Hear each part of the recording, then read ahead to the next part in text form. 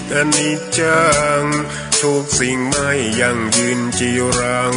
ย่อมผุพังตามกาลเวลาจะฝืนให้ยั่งยืนจนสิ้นโลกาอย่าได้หวังดังปรารถนาองค์พระพุทธาท่านตรัสสอนไว้เกิดแล้วคงไม่แคล้วต้องชราแก่อาคราวแก่สมปัญญาทั่วภารามีถมไปเจ็บทุกข์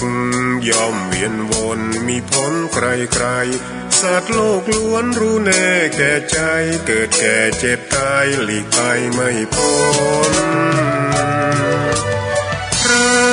หลงคิดหลงติดอัตตาว่าใจแจ้งกมลแม้นใครปลงได้คงสุขล้นชีวิตมีมองมนเกิดมาเป็นคนสมบูรณ์ดับหายเพียงร่างกายไว้ชีวาแต่กุศลผลกรรมทำมาย่อมแปลงค่า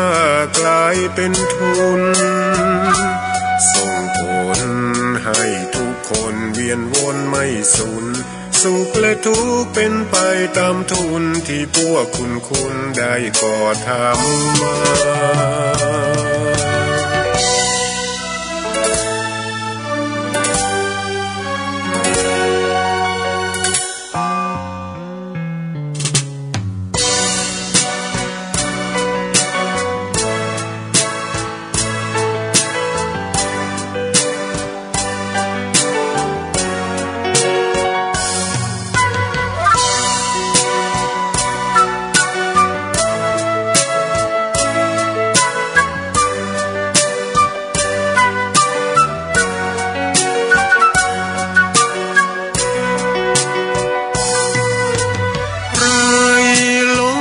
หลงติดอัตตา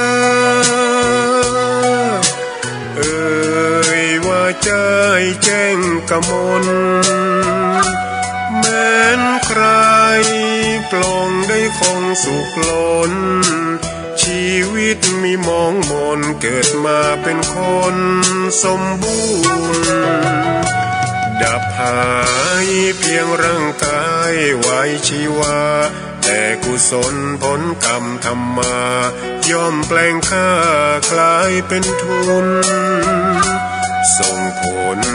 ให้ทุกคนเวียนวนไม่สูญ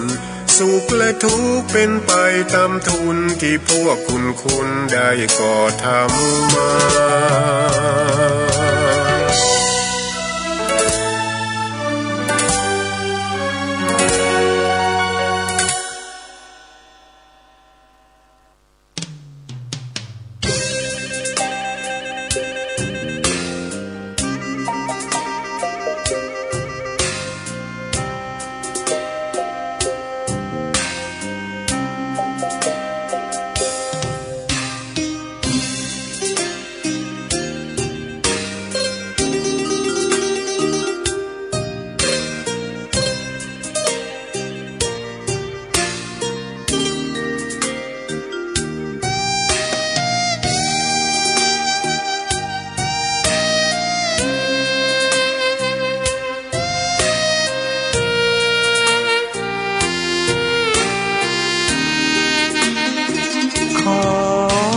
ตำนาน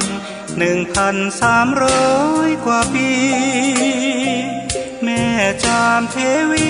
สร้างพระเจดีย์ที่วัดดอยน้อยพร้อมเจดีย์โค้งอีกองค์เคียงคู่อยู่ดอยสลับก้อนหินใหญ่น้อยร้อยเรียงหน้าอัศจรรย์พระธาตุสีทองแงนมองฝูงพึ่งทำรังช่างมีมนต์ขลังพลังศักดิ์สิทธิ์บนนั้นกล่าวคำไหว้สากราบสักการะคนลุกคนชันสัมผัสถึงสายสัมพันธ์ข คงเป็นลูกหลานเคยร่วมสร้างบุญวัดดอยน้อยอยู่กลางยอดดอยโรยต่ออำเภอดอยเหล่าเขตติดต่อป่าสางลำพูนเดินทางปลอดภัยจากเชียงใหม่หรือสายลำพูนยินดีต้อนรับนักบุญมาร่วมสร้างทานบารมีตีสามตีสี่เปิดสถานีฟังตุลุงยองนักเทศเสียงทองชื่อเสียงดังก้องทั่วฟ้าธานีตัวจริงเสียงจริงวัดดอยน้อยแม่จามเทวีต้อนรับญาติโยมที่มีจิตศรัทธามาร่วมสร้างบุญ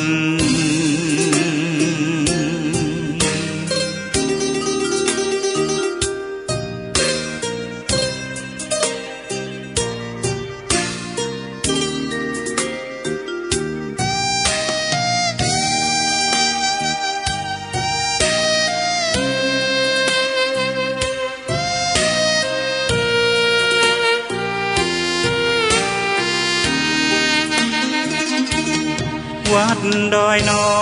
ยอยู่กลางยอดดอยโรยต่ออำเภอดอยเหล่าเขตติดต่อ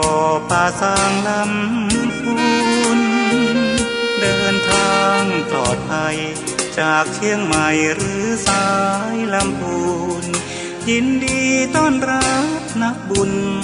มาร่วมสร้างทานบารมี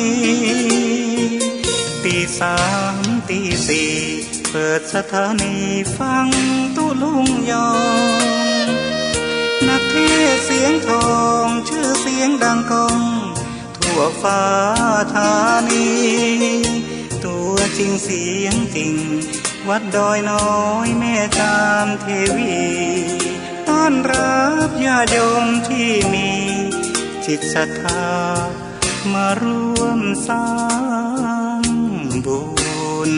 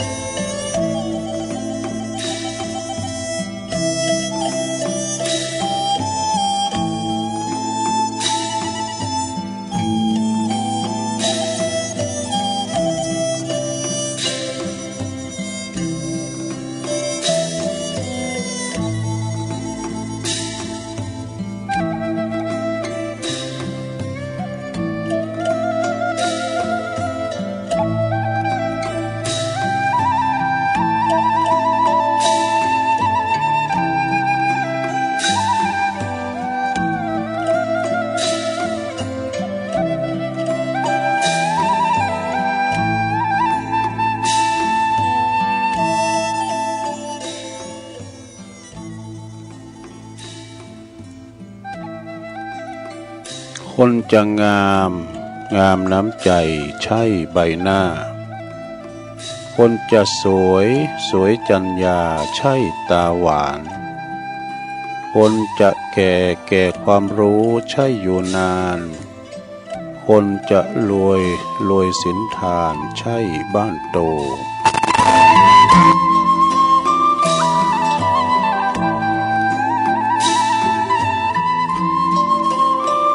คืนเจ้าขึ้นมาก็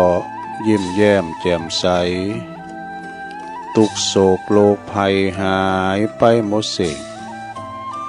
ก็ขอความนอบน้อมแด่พระรัตนตรัยอันมีพระพุทธพระธรรมพระสงฆ์เป็นสรณะที่พึ่งขอกราบแนบไต่ไหวสาถวายความเคารพมายังครูบาอาจารย์พระมหาเถรานุเถระตันเจ้าคณะพระสังฆาธิการ พระภิกษุสามเณรเจ้าจุโตนจุองค์กุวัดวาอารามพร้อมตึงสำนักติภักสงฆ์ตัวก็ขอเจริญปอนมายังบรรดาปอออกไม่ออกศรัทธาตันสาธุชนนักศีลนักบุญคุณดีต่างหลายบ่ว่าจะปินปอหลงแม่หลงปอลุงแม่ป่า ตั้งปีป่าหน้าเอาอาศรัทธาตินจ้องห้องวัดเท่าแก่หนุ่มกำใจยิงต่างหลายตื่นจืนขึ้นมาแล้วก็มาเปิดวิทยุเปิดเครื่องหับโทรศัพท์ก็ดีมาฟังรายการสัพเพเหระปกิณกะขอนลุงไก่แจ้งรายการเสียงธรรมแสงทองรายการเสียงธรรมแสงทองนี่ก็หับผิดชอบบริหารเวลาดำเนินรายการโดยต้นตัวแห่งอาตมาภาพเก่ากระผมตุลุงนันชัยวัฒน์นาคเสโนจัดรายการอยู่ที่บุญห้องสงฆ์ของวัดประทาดดอยน้อยตำบลดอยหล่ออำเภอดอยหล่อจังหวัดเชียงใหม่มาปบมาปะกันในยามค่ำคืนดึกเดินขณะที่เปิ้นหลับไหลกันพักผ่อนกายพักผ่อนสมองยาม3-4 โมงเนี่ยมันรับโมนรับหลุ่มดีนะเป็นการพักผ่อนกายเพื่อว่าจะได้รวมพลังทำงานต่อสู่ชีวิตกันในวันต่อไปแต่ก็วันคุณเฒ่าคุณแก่สวอย่างเฮานี่ตื่นมาก็เป็นว่าบัดลับก็มาฟังรายการของตุลุงนี่เด้อประคับประคองเฮือมันตีนฝ้ายยกลุงแจงของวันใหม่ไป ตุลุงก็ตื่นจื้นขึ้นมาก็ล้างหน้าล้างตาเนาะเปิดสถานีเปิดเพลงบักเก่าแห่งความหลังเพลงดังในอดีตหือศรัทธาคุณเฒ่าคุณแก่ที่เปิ้นนอนบัดลับได้ฟังกันไปเนาะ ตุลุงก็ฟังไปเนาะจัดเพลงหือศรัทธาได้ฟังไปก็อันเนี้ยเนาะเป็นภาคบันเทิงก็ได้นะถึงเวลาตี 3ตุลุงก็เปิดเพลงนำรายการเข้ารายการไปนะในขณะที่เปิดเพลงบักเก่านั้นก็เล็บทำไว้พร้อมแล้วนะเกมเนี่ยก็จะสู่สนามจริงก็เวลาเฮาเตดทำกรรมมาแล้วเตดไปโมนี่มันได้ตุลุงมันอ่านหนังสือมันจ้าเหมือนว่าบุโขกับบุไปหอมหนึ่งให้หลอบหนึ่งก็เดียวมันก็มอละเหมือนกับทำเหมือนกันแหละเฮากรรมทำมานะต้องเล็บให้หลอบหนึ่งกันนะแล้วถึงจะมาเตะนะคือหมายความว่าซ้อมซักซ้อมให้มันคล่องเนี่ยกะเนาะฉะนั้นญาติโยมทั้งหลายบางพองก็ตื่นจื้นขึ้นมาแล้วเนาะแต่จะลุกก็มันเจ้าอยู่ก่อนอื่นที่ตุลุงจะเอ่ยไปตั้งคืนบุญแห่งสถานีวิทยุแต่ละคืนที่เปิ้นมีบุญต่อโสตประสาทหูเฮาต่างหลายกันมีเปิ้นเฮาก็ไม่ได้ยินสักน้อยนะตุลุงจะอู่ดีปานได้ก็ตามมาตึกห้องสี่เหลี่ยมเนี่ยเด้อมาตึงมิติผิวอ่ะแต่อันนี้เปิ้นก็กล้องสัญญาณไป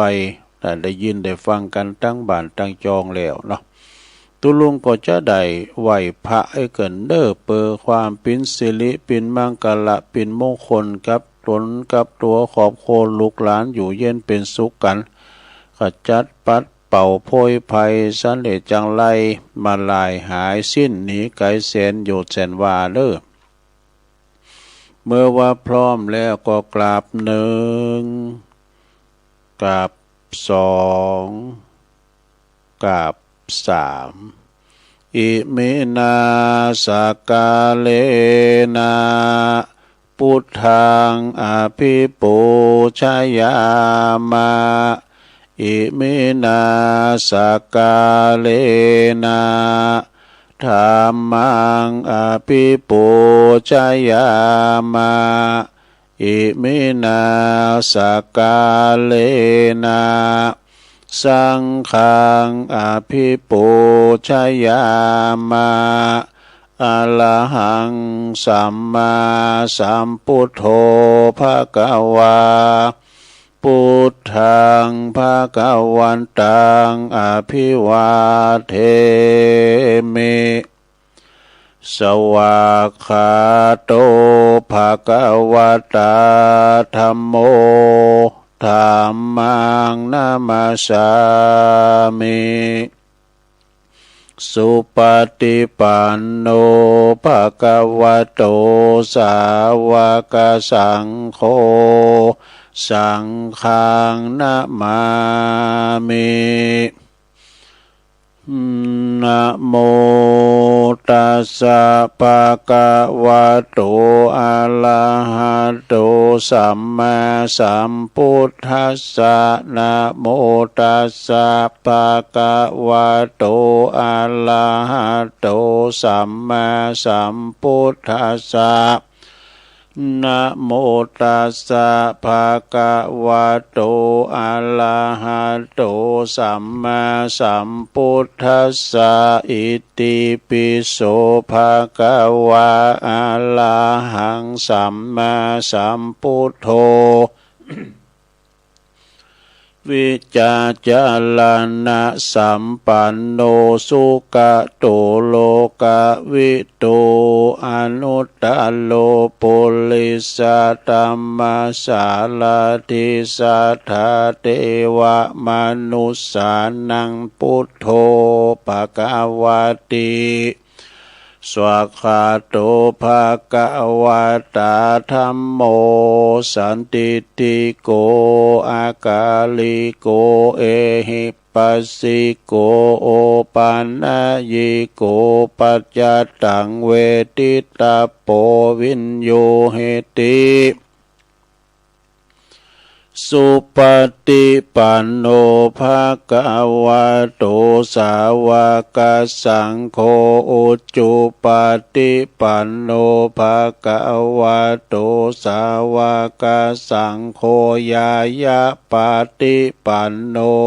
ภะคะวะโตสาวกสังโฆสามิจจิปฏิปันโนภะคะวะโตสาวกสังโฆญาติตังจัตตาลิปุริสายุคานิอัฏฐปุริสาปุคคลาเอสาภะคะวะโตสาวกสังโฆอาหุนายโยปาหุนายโยตาคินายโยอัญจลิกาลานิโยอนุตตลังปุญญาเขตังโลกัสสาติจะยันโตโพธิยามุเลสักกายานังนันทิวัตโนเอวังตวังวิจโยโหหิจยสุจยมังคะเลอปัลลาจิตตาปัลลังเกสีเสปัทวิปุคะเลอภิเสเกสัพพพุทธานังอากาปะโตปโมทัตติ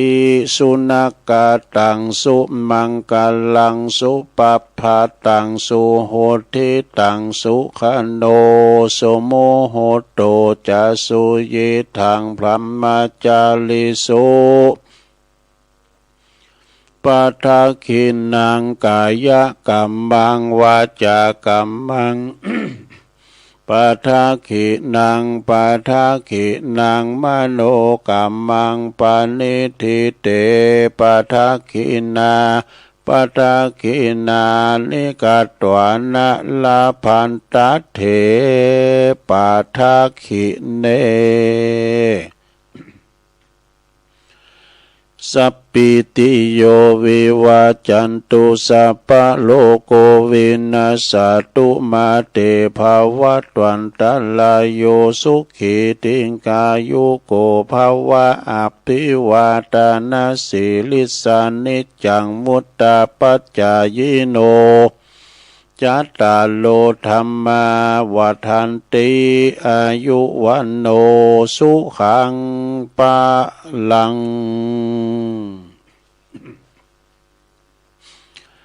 เอาละเนาะศรัทธาญาติโยมต่างหลายตุลุงก็ปิ้นเก้าปิ้นโหนำสวดมนต์ไปปิ้นตีเรียบร้อยก็ขอคุณพระติตาไหลรัตนะผ่านแผ่วพระแก้วเจ้าทั้งสามประการเนาะจงดลบันดาลมาปกป้องคุ้มครองรักษาวัดวาอารามขวงแก้วทั้งสามปกป้องรักษาดูแลยังครูบาอาจารย์พระสงฆ์องค์สามเณรเจ้าอยู่กับวัดกับวาแต่มาสืบศาสนาเฝ้าวัดเฝ้าวาเป็นเก้าเป็นกันจอยกันปกป้องรักษาดูแลปกสร้างขางแป้งวัดวาอารามโคงแก้วทั้งสามนำสินน้ำตาลหือศรัทธาได้เข้าวัดเข้าวามาฟังนำฟังธรรมกลางวาสากาเอียกะนะมาเป็นหนอนเนื้อนาบุญศรัทธาได้มาทำบุญสักการะปูชากราบไหว้ปันศีลปันปอนหือปอออกไม่ออกศรัทธาเนาะปหลงไม่หลงเขาก็ดีขอให้มีสุขภาพพลานามัยสมบูรณ์แข็งแรงเด้อกินข้าวลำกินน้ำลุงปิ้นหล่มโพหล่มใส่ของลูกหลานกันต่อไปตุลุงก็ขอปิ้นกำลังอกกำลังใจอีปออีแม่ตีเดินเหินไปไหนตั้งใดบ้าใดก็เอาวิทยุเนี่ยเด้อปิ้นกูปิ้นกีมไปพอบานแม่บานก็ดีจะขับรถขับลาออกคุ้มออกโค้ไปกาดไปหลีไปที่ไหนก็ตามคือมีสติก่อนสตาร์ทรถมันหนักมันลายเฮ้ยพอยังบีบินเนาะสถานระวังตึงรถเปิ้นระวังตึงรถเฮาเจาะหมอออกคุ้มออกกองออกตูโฮก็ดีปากซอยเลี้ยวซ้ายแลขวาก่อนเนาะปลอดภัยไว้ก่อนก่อยไปเปิดไฟเลี้ยวไว้เนาะเปิดไฟเลี้ยวแมปเนี่ยนะเดินทางแคล้วคลาดปลอดภัยทั้งขาไปทั้งขากลับเด้อ ตอนนี้ไปตุลุงก็จะได้เอ่ยไปตั้งคืนบุญแห่งสถานีวิทยุแต่ละคืนที่เปิ้นมีไมตรีจิตนะที่ได้น้อมนำเอากำอู่กำจาที่ครูบาอาจารย์มาออกรายการสถานีของเปิ้นนะส่งกระแสเสียงกระจายเสียงไปให้ท่านผู้ฟังที่อยู่ทั้งบ้านทั้งจองเด้อสถานีวิทยุในเครือข่ายที่เปิ้นรับสัญญาณรายการธรรมะภาคภาษาย่องทรงเวลาตั้งแต่ตี 3 ถึง 5 โมงดังต่อไปนี้เด้อก็ขอขอบคุณในเมตตาธรรมสถานีวิทยุคลื่นพระพุทธศาสนาการศึกษาและวัฒนธรรมของวัดฝายหินเนอร์ตำบลสุเตปอำเภอเมืองเชียงใหม่ FM 104.50 เมกะเฮิรตซ์โดยเมตตาบารมีธรรมอาจารย์ท่านพระครูสมุวิสุวัฒน์วรกิจโจอันนี้องค์ขลุงในเมืองก็รับสัญญาณครอบคลุมกันหมดเด้อไปไกลขอบคุณสถานีวิทยุคณะสงฆ์อำเภอฝางตั้งอยู่ที่วัดพระพุทธบาทอุดมน้ำบ่อสาวาสำนักวิปัสสนา FM 88.50 เมกะเฮิรตซ์โดยเมตตาบารมีธรรมหลวงพ่อท่านพระครูสุจิตานุรักษ์หลวงพ่อใหญ่เจ้าคณะอำเภอฝางแล้วก็ขอบคุณตุปีจำเริญโชติธรรมโมตุปีเลินตัวเนื้อลิงสัญญาณไปขอบคุณสถานีวิทยุแดนดินถิ่นล้านนาตั้งอยู่ที่บ้านโฮงงัวตำบลนำบ่อหลงอำเภอสันป่าตองเนอะ FM 103.50 เมกะเฮิรตซ์โดยคุณรุจิสมบัติเงาคำเนาะคืนนี้ก็ไปไกลไปแถวเมืองปานบ่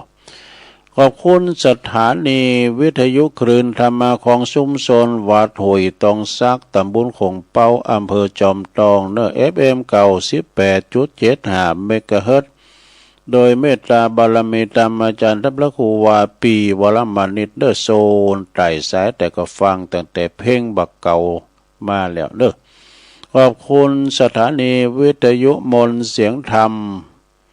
บนเสียงธรรมในอยู่อำเภอแม่แจ่มบนเนื้อวัดบุพาราม FM 106.25 เมกะเฮิรตซ์โดยเมตตาบารมีตามอาจารย์หลวงพ่อท่านพระครูมงคลวิสุทธิ์หลวงพ่อใหญ่เจ้าคณะอำเภอแม่แจ่มเด้อขอบคุณพระปลัดอุทัยตึงสองอุทัยโดยขอบคุณสถานีวิทยุเล็กเดียวเรดิโอ FM 96.75 เมกะเฮิรตซ์ตั้งอยู่ที่บ้านโจงตำบลทุ่งขวาวห้างหุ้นส่วนจำกัดอนุสรณ์เรดิโออำเภอเมืองปานจังหวัดลำปางเด้อขอบคุณสถานีวิทยุชุมชนคนเหนือเขื่อนตั้งอยู่ที่บ้านดุงดำอำเภอฮอดจังหวัดเชียงใหม่ FM 90.75 เมกะเฮิรตซ์เด้อขอบคุณสถานีวิทยุเพื่อการศึกษาและพัฒนาอาชีพเรดิโอเน็ตเวิร์ก FM 103.00 เมกะเฮิรตซ์อำเภอเมืองจังหวัดลำปางและขอบคุณสถานีวิทยุวัดบรรพตสถิตจังหวัดลำปางFM 106.50 เมกะเฮิรตซ์โดยเมตตาบารมีธรรมอาจารย์ท่านพระมหานพดลสุวรรณเมธีและก็ท่านพระมหาสมชาติชาตปัญโยเนออันนี้ก็คือปิ่นไล่นามปิ่นไล่นามละจือของคืนบุญแต่ละคืนที่เปิ้นมีน้ำจิตน้ำใจอันงดงามเนาะก็ก้องลิงสัญญาณไปสู่ตันผู้ฟังนะ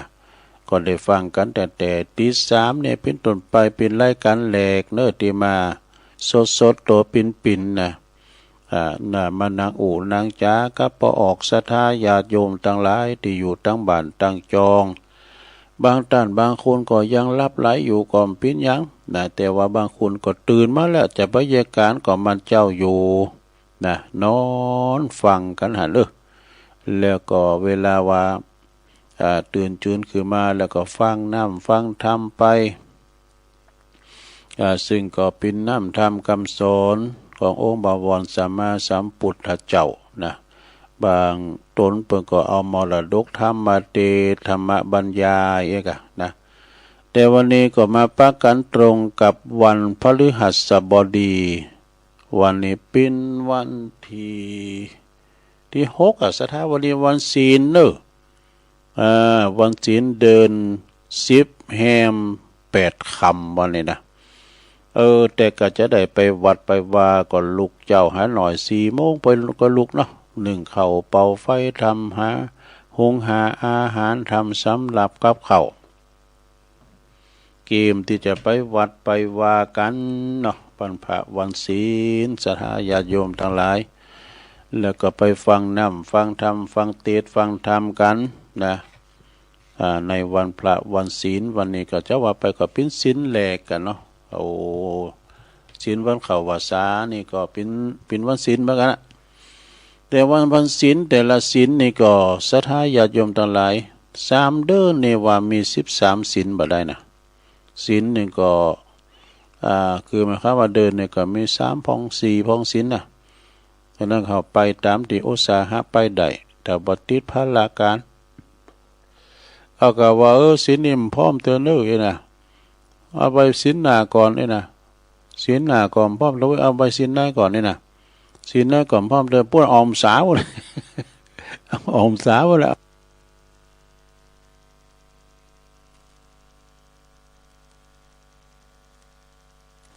เป็นวันศีล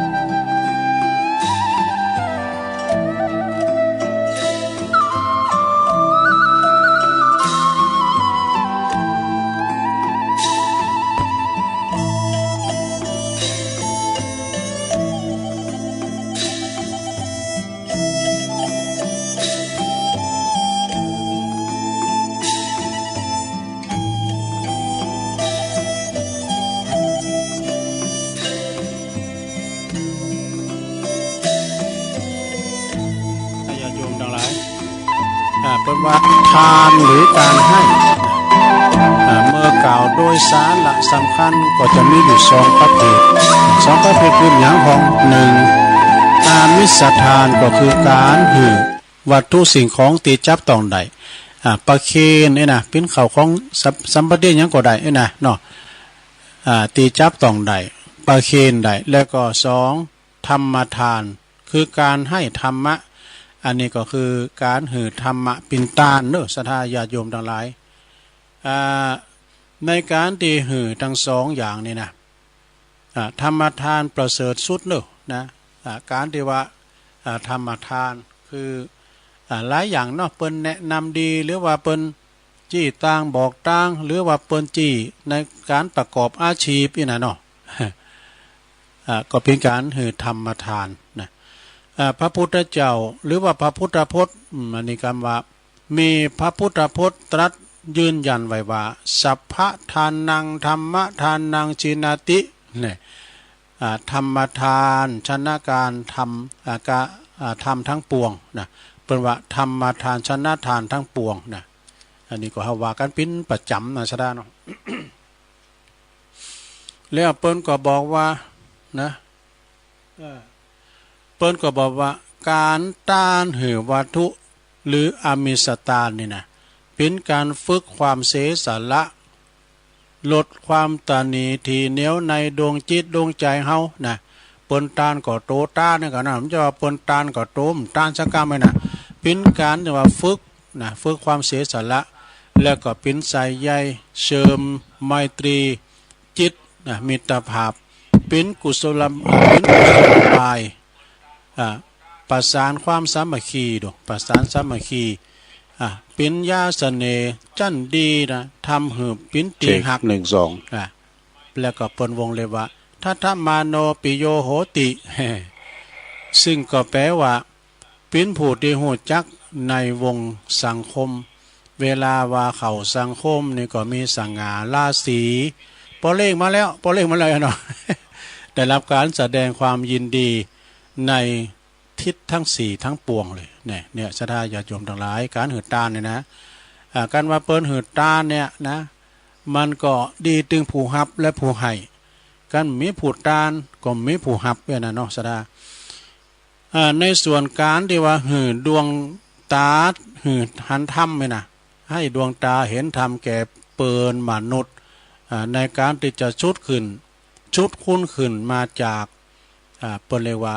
หายนะภาพนี่นะหายนะภาพเป็นการที่ว่าปราบกิเลสประดามี เปิ้นว่าเพราะนำคนถึงพระนฤพานผู้ได้มีธรรมะปินตานผู้นั้นก็ได้ชื่อว่าเป็นผู้อมตะมฤพานนี่อันนี้นะฉะนั้นญาติโยมทั้งหลายเอาไปฟังเทศฟังธรรมที่ไหนก็ดีที่วัดก็ดีงานศพงานสาก็ดีก็ต่างอกต่างใจฟังมีอานิสงส์ดังที่กล่าวมาเนี่ยแล้วก็การประพฤติธรรมแถมนี่การประพฤติธรรมเป็นอย่างไรการประพฤติธรรมนี่ก็คือการปฏิบัติธรรมหรือว่าการนำเอาธรรมมาปฏิบัติขัดเกลาชีวิตของตนดีงามจุนเป็นถึงผู้ที่ถึงพร้อมโดยศีลปวสุจริตกายวาจาสมาธิใจสะอาดสว่างสงบแล้วก็ปัญญาเนี่ยหู้จักชีวิตแล้วก็โลกตามความเป็นจริงนี่อันนี้นะศรัทธาการประพฤติธรรมธรรมที่ควรประพฤติตันเรียกว่ากุศลกรรมบทนี่กุศลกรรมบทกุศลกรรมบทนี่แปลว่าต่างแห่งความดีงามเนอะกุศลนี่ก็คือความดีอกุศลนี่มันดีละนะซึ่งก็มีอยู่10ประการเนี่ยกุศลกรรมบทมี10ประการคือต่างแห่งความดีมี10ประการดังต่อไปนี้นะสระข้อที่1แปลว่าเว้นจากการฆ่าสัตว์ตัดชีวิตเนี่ยว่าสัตว์เล็กสัตว์น้อยมันก็โกตายเนาะนะ2เว้นจากการลักขโมยการเม็ดของเปิ้นบอกว่าลักหันเม็ดหนีนะเม็ดก็คือว่าลักเอานะแล้วก็3 การเว้นจากประพฤติผิดในกามนี่สี่เว้นจากการพูดเท็จก็คืออู่บัดจริงสระอู่บัดแต้อู่ปดหมดเท็จห้าเว้นจากการอู่ส่อเสียดนี่อู่ส่อเสียดก็คือเสียดสีเปิ้นทำให้เปิ้นเจ็บช้ำน้ำใจเนาะหกเว้นจากการพูดคำหยาบนี่อู่คำหยาบเพราะว่าไปวัดไปว่าอู่ที่เป็นมากะละเป็นมงคลเปิ้นบ่ฮู้กำอู่คำหยาบนี่นะเนาะและเจ็ดเว้นจากการพูดเพ้อเจ้อนี่แปดเว้นจากการเว้นจากความละโมบโลภมากนี่เก้าเว้นจากการพยาบาทปองร้ายนะคิดให้ต่อเปิ้นนี่นะแล้วก็ข้อสุดท้ายข้อที่10นะลงเด้อ ข้อที่10เป็นว่าเว้นจากการหันผิดนะความเห็นผิดคือหันผิดก็เช่นหันว่ากฎแห่งกรรมเดินถึงบ่มีนี่นะบุญบ่มีบาปบ่มีพ่อแม่ก็บ่มีคุณต่อบ่มีบุญมีคุณหยังอย่างนี้เป็นต้นหันผิดหรอกหันกลับมาหันว่าชอบตามทำนองของธรรมนะแต่หันกลับมาหันตามความเป็นจริงแต่ตามทำนองของธรรมก็คือเช่นทำดีได้ดีทำชั่วได้ชั่วพ่อแม่มีบุญมีคุณอย่างอีเป็นต้นนี่นะสดาแล้วก็เปิ้นว่าทำเป็นมรรคแห่งความสุขเนอะธรรมนี่เป็นหนทางแห่งความสุขและอธรรมเป็นทวาราแห่งความทุกข์เนี่ยอธรรมเนี่ยนะเป็นความทุกข์นะผู้ที่หู้ความแตกต่างระหว่างธรรมและก็อธรรมแล้วพึงหมั่นประพฤติธรรมอันนำมาซึ่งความสุขเนอะนี่ก็เฮาก็ถึงโมนสระญาโยมทั้งหลายความสุขในบุญเนี่ยเป็นหยังพองเฮาไปกินเป็ดตาลที่หันที่เหนียวอย่างว่าไปดอยนางแก้วไว้เนาะที่ไหนก็ดีลงเปิ้นลูกินลูตาลเปิ้นลูกันตาลเฮาจะจดปอมแท้น่ะโตเปิ้นก่อตาลเฮาก่อตาลมันโมนน่ะมันปีติเกิดเนอะภูมิอกภูมิใจมาเปิ้นว่าเป็นตีหวังแห่งชีวิตปิ้นว่าเฮาต่อไฟไว้เนาะเสาะโลเสาะแคไว้เวลาเฮามาเกิดชุกคิดว่าโอ้เฮาตึงมื้อตึงวันเนี่ยเฮาไปกินเป็ดตาลที่หันอาจารย์พระครูเขาน่ะตุลุงเขาเปิ้นประกาศว่าจะไปกินหันตาลที่หันเด้อเปิ้นตั้งหลายยิ้มได้ไปเฮายังได้ไปก็เป็นบุญอย่างนึงนะสราเนาะ เป็นบุญไปอย่างนึงนะเปิ้นตาลเฮาตาลเปิ้นกินโตกินเนี่ยโอ้บุญก็ได้ยังมีต่อแถมสราญาโยมนะแฮมกัมเนี่ยเอาสงขอญาติเนาะนะเปิ้นว่าสังฆโหหรือว่าสงขอญาติการสงเคราะห์ญาตินะก็หมายถึงคนที่ในตระกูลวงศาคณาญาติเท่านั้นเองซึ่งเป็นอยู่เป็นปีเป็นน้องเดียวกันคุณที่มีความสนิทสนมคุ้นเคยกันก็ดีที่ไว้วางใจกันได้จนว่านับถือกันเสมือนญาตินะในพระพุทธศาสนาตันระบุไว้มี2ประเภทนะญาติมี2ประเภทนะมี2ประเภทอย่างพองตุ1ญาติโดยสายโลหิตก็คือเกิดออกต้องเดียวกันมานะอันนี้สายโลหิตดอกเป็นปีน้องกันแต่เป็นปีไอ้ตายโหกันแล้วก็2ญาติโดยธรรมนี่ญาติโดยธรรมนี่ก็อย่างนึงนะดังที่ตันกล่าวไว้ในพระธรรมว่านะทำความบ่มีโลกเป็นลาภอันประเสริฐอย่างยิ่งเด้อเฮาไม่โรคภัยไข้เจ็บในโรงมันเหลือเปิ้นถูกหวยรางวัลที่1ก่อนจะบอกฮือนะกันเอาไปที่ไหนตั้งแต่60 70 80ยังปิ้นยังได้ปั่นรถถีบได้อยู่ว่ามันเป็นบุญดอกนะบางพองในโปรโต40 50เตียวในปั๊มเปอพอยังเป็ดเทศ ว่าได้ตัวเก่าเตียวเนี่ยลูกก็โอ้ยนางก็โอ้ยนี่อย่างตัวลุงนี่ลูกอย่างโง่อยู่เฮ้ยอันตุก็มันเอากุ่นลูกก่อนเนี่ยตะลูกนี้เนาะใช่ไหมไปที่ไหนกันนางต่างใต้ไหมนะเดี๋ยวเน้นเอาตัวลุงเอาตัวลุงลูกก่อนเป็นว่าความไม่มีโรคภัยแค่เจ็บปิ้นหลาบอย่างยิ่งนะคือว่าห่มเจ็บปิ้นอย่างเงี้ยเนาะบางพองเนี่ยเปิ้นมีเงินมีคำบดรู้มีเข่าของเงินทองสัมปติอาโลอาโตน โลอาตนก็มาถึงว่ามีป่าเลอะเปิดเตอนะมีมากมายนะแต่ว่าสังขารไม่นะ3 วันดี4 วันเมย3 วัน7 วันหมอห้องนัดไปกรรมหนึ่งนี่นะก็มันไปสมบูรณ์ได้อย่างใดถ้ามีเงินมีคำเขาก็ไม่ได้ไปไหนเนาะก็บ่สมบูรณ์แล้วก็ความรู้จักพอเป็นทรัพย์อย่างยิ่งนะหมายความว่าหูจักป้อนะเพียงพอก็คือเป็นทรัพย์อย่างยิ่งเนอะเอาหูจักป้อนะหลงนะการเฮาป้อนะเฮาตุกตลอดวะเพิ่นว่านะอย่างว่า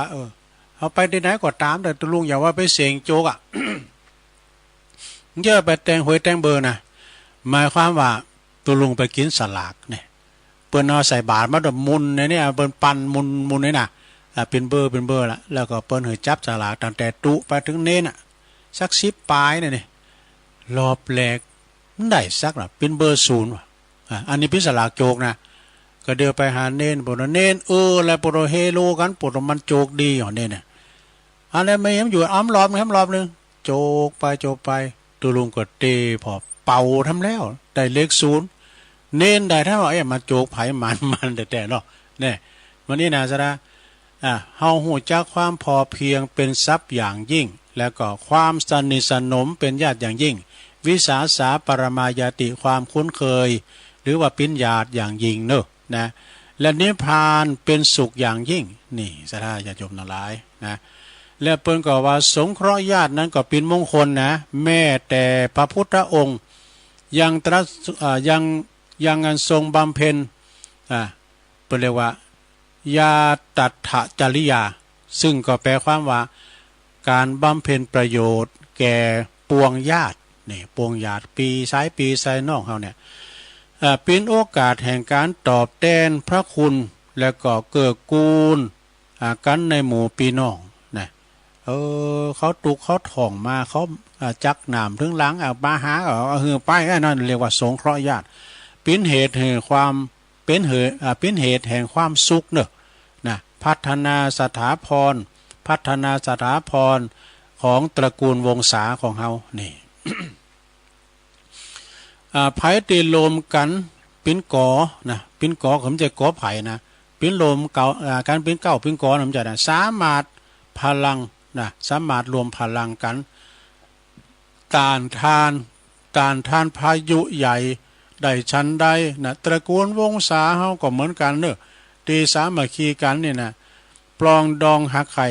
นะหักกันเป็นญาติพี่น้องกันเนี่ยก็จะเกิดกูลแล้วก็กันนะเกิดกูลกันแล้วก็มีความเข้มแข็งมั่นคงมั่งคั่งฉันนั้นนี่อันนี้นะสงฆ์ขอญาติเนอะอันนี้หมวดสงฆ์ขอญาติต่อไปเป็นหยังเปิ้นเรียกว่าการงานอันไม่มีโทษนี่เขาได้เยการงานนั้นมีโทษนะบางคนนี่เปิ้นเก็บของเก่าไปขายถือว่าอาชีพที่มันต่ำต้อยเหลือเกินแต่ว่าเป็นอาชีพที่สุดจริตเนอะสถานเนอะไปเก็บโขดเก็บยางของก้าของเก่าโพโทได้กำให้ดีแล้วอย่างเกิดอะไรนั่นเนาะแล้วเดินเข้าวัดเข้าว่าเนี่ยทุลุงอันนี้อันใจมันได้แล้วกันนะผมขอหน่อยนะผมซื้อหน่อยนะผมขอซื้อหน่อยปู่จ้าหน่อยเอาอาจารย์ฟัง5 บาทเลยใครน้อยไหมก็เอา5 บาทเนี่ยโพโทแล้วเดี๋ยวมีหันเตอน่ะเราร้อนแลนเข้ามาตังหลังลิ้นสายย่างเขาจะดีเอาไปโหดนี่แม่มันจี้ดูสุมาเนี่ยที่เปิ้นนั่นนี่นะที่อื่นบ่นะไม่ใช่บ้านเฮา อันนี้เรียกว่าการงานอันทำเกิดไม่มีโทษ ก็หมายถึงว่าการถืออุโบสถศีลพี่รักษาศีลอุโบสถศีล8และก็การบำเพ็ญสาธารณประโยชน์เช่นปลูกเก้าไม้หือลมลื่นเนี่ยการซ่อมแซมสะพานที่เปิ้นเตียวข้ามน้ำนี่โลมไปถึงมีจิตอาสาเบิกบ้านในการรับใช้เปิ้นมนุษย์เป็นต้นนี่การเข้าไปช่วยเปิ้นมันโมนสระญาติโยมทั้งหลายไปในไหนก็หารเปิ้นกินเปิ้นตาเนี่ยมันโมนอกโมใจปีติเกิดขึ้นกับเปิ้นนะแล้วตัวตาโอ้ก็ตานะกะก็เปิ้นมีนักเปิ้นก็หอมนักเฮามีก็ตามบาตามแห้งเฮาแต่ไปเห็นเปิ้นเด้อตุลุงเทวาเนี่ยก็เปิ้นต้านหมูเนาะอย่าหอมปันก็เปิ้นตันปันเนาะก็อย่าต้านลอย สุมาเปิ้นตานลอยใส่เศร้า เนาะไปตามมาตรฐานสุมาเนอะอ้าว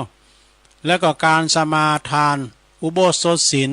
เป็นมงคลเพราะเป็นการฝึกฝนตนในธรรมจันสูงเนอะธรรมขอนศีลอุโบสถนี่นะผมได้กินข้าวแรงดูเนาะส่วนการมีจิตอาสานี่เป็นเรียกว่าไวยาวัจจะไมโขนขวายนะโขนขวาย โขนขวายในการจัดงานมีการไม่งานก็อันบ่มีโตดจอยกันอย่าเปิดมีการไม่งานอย่าว่าเนี่ยต่างว่ามาแล้วเปิดมากลางเต้นกลางสังกันนะปอบ้านแม่บ้านคนดาคนแก่ก็มาแปลงนะมาเรียกว่าไวยาวัจจะไมจอยกันโขนขวายต่างโต๊ะต่างเต้นต่างโฮงต้านกันเนี่ยนะสดาญาโยมทั้งหลายเนาะเรียกว่าพ่อหือชีวิตของเฮาเนี่ยมีคุณค่าได้ช่วยเหลือเฟื่อฟ้ายพี่น้องเจ้าบ้านปินตีหน้าสันเสริญเยินยอแล้วก็เจริญตามรอยตามกูคู่ควรแก่การจำจะลึกจำไว้นึกถึงนี่แล้วก็เปิ้นยังว่าเนอะลองนึกถึงบุญคุณต่อไปนี่ดูเถิดเปิ้นว่าอันนี้ตั้งเมืองนอกบ่เนอะแม่ชีเทเลซ่าแม่ชีเทเลซ่าอุทิศตนจวยคนยากจนมามากมายนับบัดโหนนะทำให้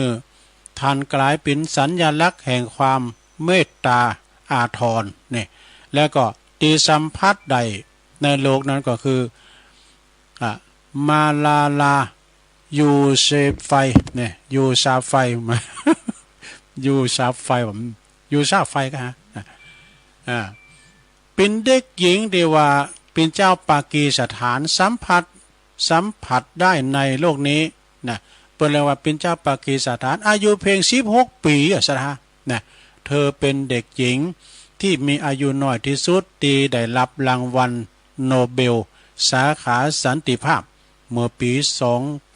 2557เนี่ยสราเนื่องจากว่าเธอในอุทิศตนเรียกว่าไวยาวัจจะไมไวยาวัจจะไมก็จอยโค้นควายนะจอยเหลือชนิดที่ว่าต้องวางชีวิตปินเดิมพันดู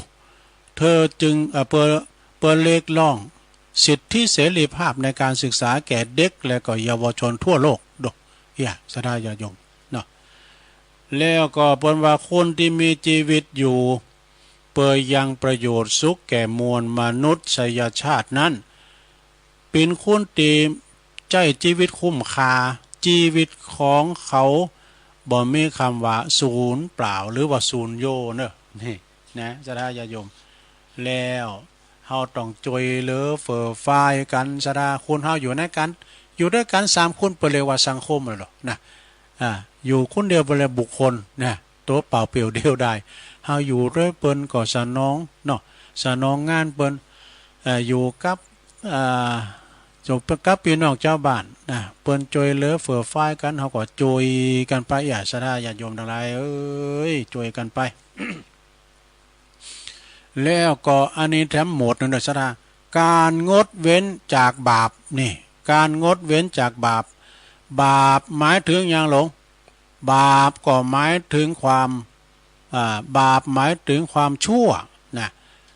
บุญก็หมายถึงความดีบาปเป็นติมาของทุกข์นี่บุญเป็นติมาแห่งสุขแล้วก็บาปเมื่อเฮาทำแล้วทำลายคุณภาพชีวิตเฮาบุญเหรอการเฮาทำแล้วก็เพิ่มคุณภาพชีวิตการได้ทำบุญอย่างตุลุงวาเนี่ยมันเกิดปีติยินดีนะเกิดว่าโอ้เฮาไปพอเปิ้นกินเปิ้นตานเนาะโดยเฉพาะก่อนที่เฮาไปตานต่างบ้านเนี่ยมันปีติอย่างได้หมดได้สดาญาติโยมว่าบ้านเปิ้นเมืองเปิ้นหันเปิ้นตานก็เป็นดีอกดีใจเฮาก็ตานไปมันรูกินหลุดตานบางคนขี้จี้นะซะนะหันเปิ้นตานก็ใจคืนก็โจกตานไว้อย่างตุลุงอ้ามใจตุลุงเนี่ยตานตลอดกันบาปเป็นการสู่นรกเป็นทางสู่นรกนะบุญเป็นทางหนทางขึ้นสู่สวรรค์นี่บาปเป็นรากฐานของความเสื่อมบุญเป็นหลักฐานแห่งความเจริญก้าวหน้าเน้อสดาญาติโยมทั้งหลาย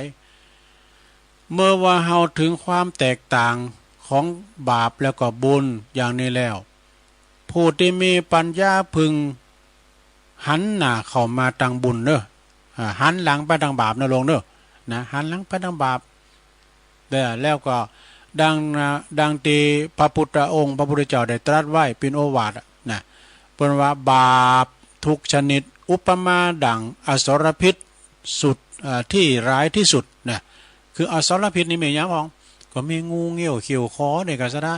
งูนะถึงแม้ว่าตัวน้อยก็ตามบอกว่ามันมีพิษเนอะมันมีพิษรุนแรงนะจะแคบแมงป่องนี่ก็เหมือนกันนะหลวงจะแคบแมงป่องเนี่ยตัวน้อยๆนั่นน่ะเน็ตนะอันตุลุงก็มาเจอเนาะตอนนั้นเปิ้นเตโฮงเนาะเปิ้นเตโฮงว่าตุลุงว่าหยังก่อนว่าตุลุงว่าสเตโฮมมั้ยสเตโฮมเปิ้นโทรมาหลังไม้ไผว่าชักเตอร์ตุลุงเปิ้นว่าโฮมสเตโฮมมันลืมมันว่าปีนมีหันเติงมันเปิ้นนั้นเนี่ยก็เปิ้นเตโฮงนะก็ไปปึดอันนี้ก็ไปปึดใหม่เปิ้นเดินจาดอันนี้ปุโธปีนว่าแมงป่องต้มงอกองงองละนะต้มพอใหญ่ปดพอดีเปิ้นมีคาถาเนาะคุณน่ะเปิ้นมีคาถาเปิ้นปดโตเปิ้นน่ะเป่าใส่มือแล้วก็หูดเก้าแขนว่าหูดเป่าฟ้าก็เดี๋ยวหายเลยปดโธเป็นอย่างอี้ดูคาถาเนี่ยได้อันนี้ก็ถึงไหนทุก เปิ้นว่าบาปทุกชนิดอุปมาดังอสรพิษที่สุดร้ายเนี่ยเปิ้นว่าจับหัวจับหางอาจวางวายจับหัวจะอาจจะวางวายทุกปางตายเพราะพิษงูที่ชูคอ ความจริงมันเป็นก้อนนะตัวลุงแล้วเอาทั้งเปิดมาก้อนรูปหมดน่ะนี่ กินข้าวอีมีน้อยลงเด้อต้องเกรงใจกินไป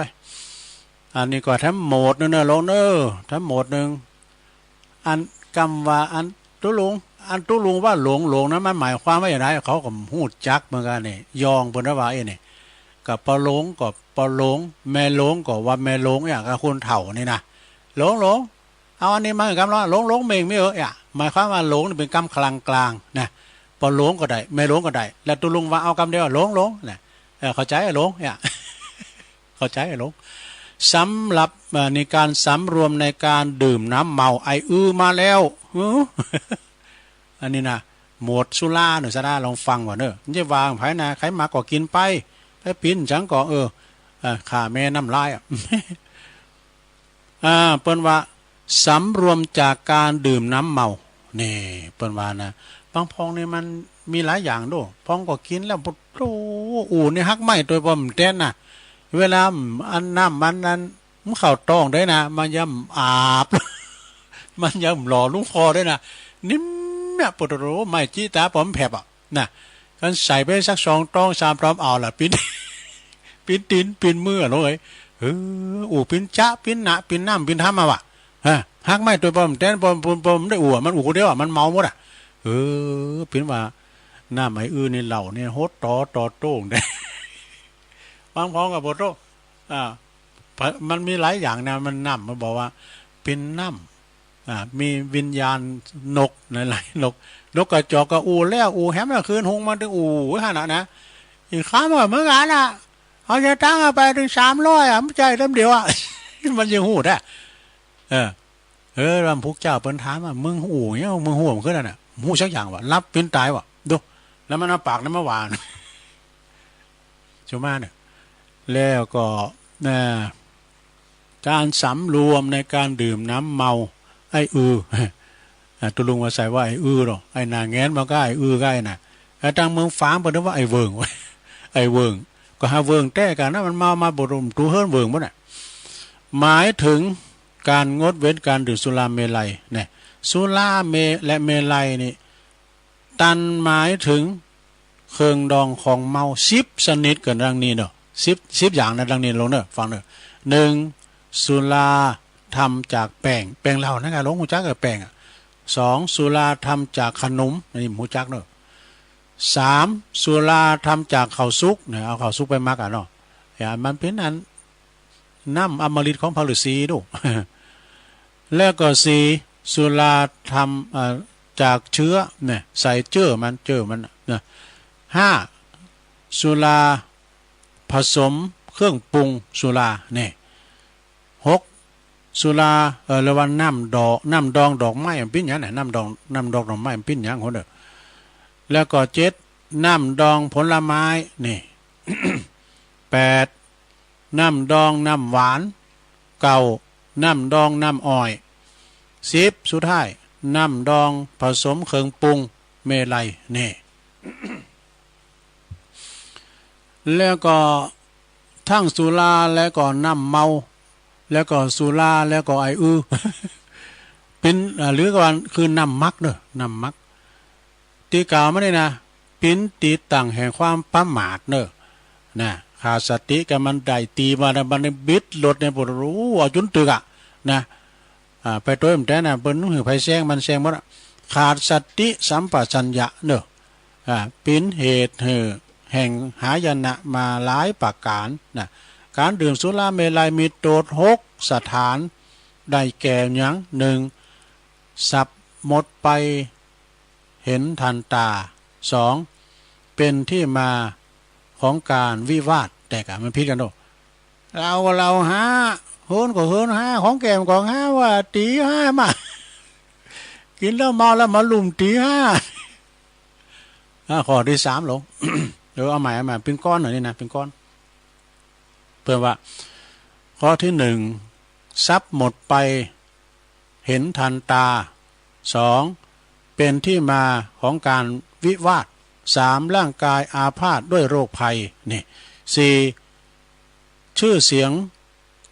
ยงฟุ้งไปในทิศทั้ง4 ไม่มีความละอาย6ปัญญาเสื่อมสลายคลายแหลมคมนี่มี6อย่างซะนะคำกรมันมีกรรมเลยนะตุลุงลองคิดพอกันเด้ออันสุราเมรัยภัยเสพติดพาชีวิตมืดมนจนฉิบหาย1สินทรัพย์ของตนนั้นพลันวอดวาย2อาจตายด้วยทะเลาะเพราะความเมา3เจ็บป่วยด้วยโรคาพยาธิ4ถูกตำหนินินทาพาอับเฉา5หน้าด้านหนักหนาเวลาเมา6โง่เขลาปัญญาหดหมดสิ้นนี่ เราทำบทนะทำบทอันสุราเมรัยใช่น้ำเปล่าอย่ามัวเมาดื่มเล่นเช่นน้ำฝนไม่ว่าเหล้าหรือเบียร์พาเสียคนประสบผลกับความชั่วมัวหมองใจนี่หมดค่าเหล้าเท่าไรไม่เคยหวั่นรอถึงวันชีพดับเพราะตับแข็ง หากวันไหนไม่ได้กินแทบสิ้นแรงคอทองแดงอย่างฉันรอวันตาย สุมาเนอะ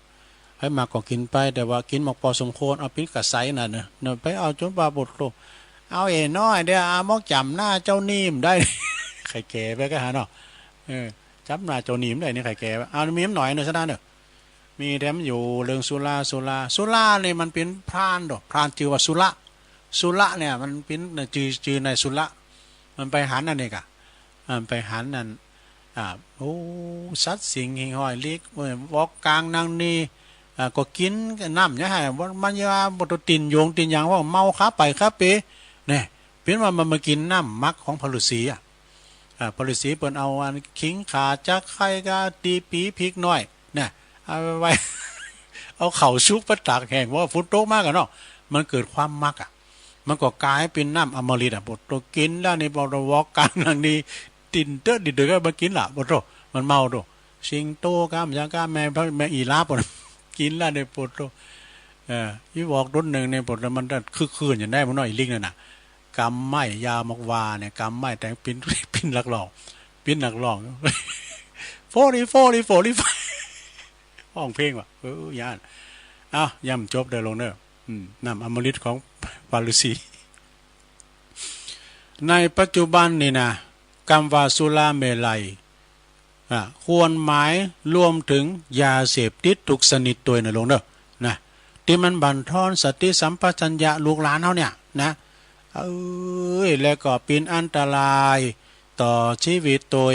เพราะเจตนาลมของมงคลของนี่นะมงทันมงหมายเอาการตี สุราและเมลัยเป็นตีต่างแห่งความประมาทขาดสติเป็นสำคัญเนอะและก็ยาเสพติดนี่นะทุกชนิดเป็นอันตรายต่อสติและก็เป็นเหตุแห่งความประมาทโดยตรงนะไผเสพเข้าไปติดเข้าไปแล้วสติสัมปชัญญะก็จะหายไป บาปบ่มีบุญบ่มีปอบ่มีแม่บ่มี นะมันดื่มหัวจักไผ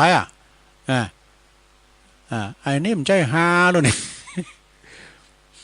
คนที่ดีก็กลายเป็นคนวิกลจริตคนที่มันดีก็กลายเป็นคนโควิดมันใจวิกลจริตเสียเงินเสียสุขภาพเสียจือเสียเสงเสียอนาคตอนาคตหรือว่าแม่ว่าเสียกระทั่งชีวิตนี่แล้วก็ยาเสพติดทุกชนิดเป็นเปิ้นจึงเป็นต้องห้ามเป็นสิ่งที่ต้องห้ามเช่นเดียวกับสุราและเมลัยจบสราญาโยมทั้งหลายนี่อันนี้มาเราสู่จู้กันฟั่มเจ้าวางภายในโลกนะ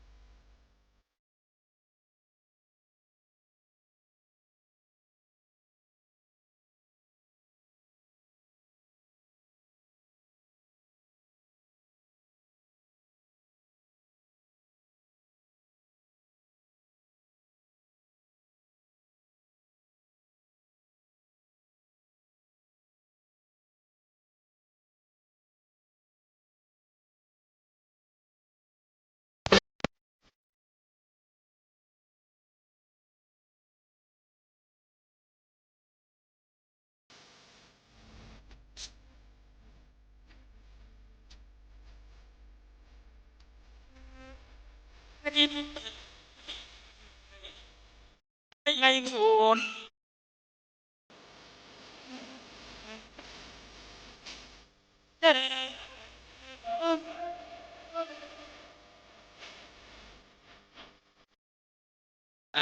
เพื่อพูดจะมูวันเด็ด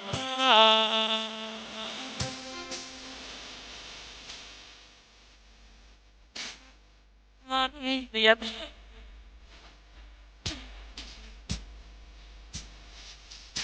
ครับ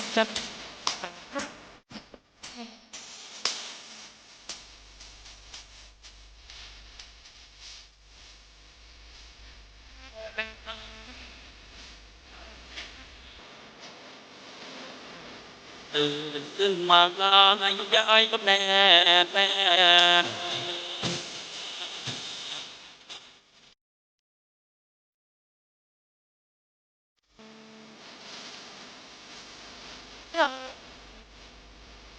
สิ่งยังว่าไงแม่ความอาดง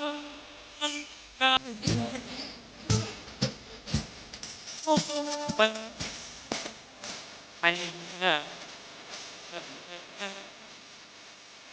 บางสิ่งยัง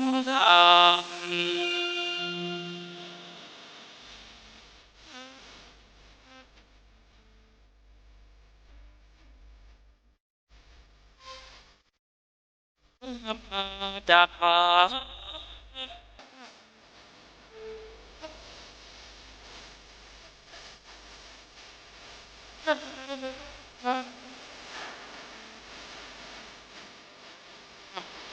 ฟังเสียงขับน้อมนำจากหาย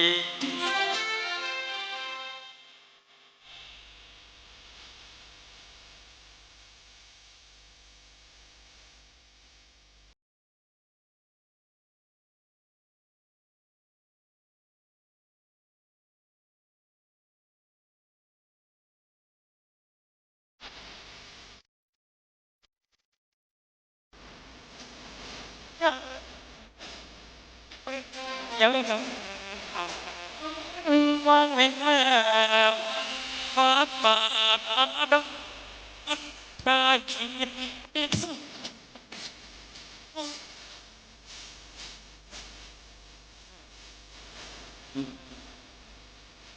แล้วฟังเสียง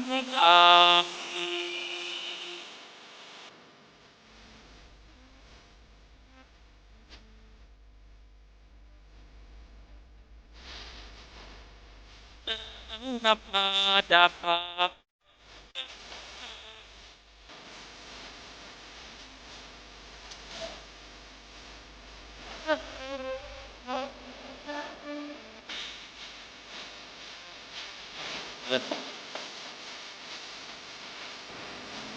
จากสา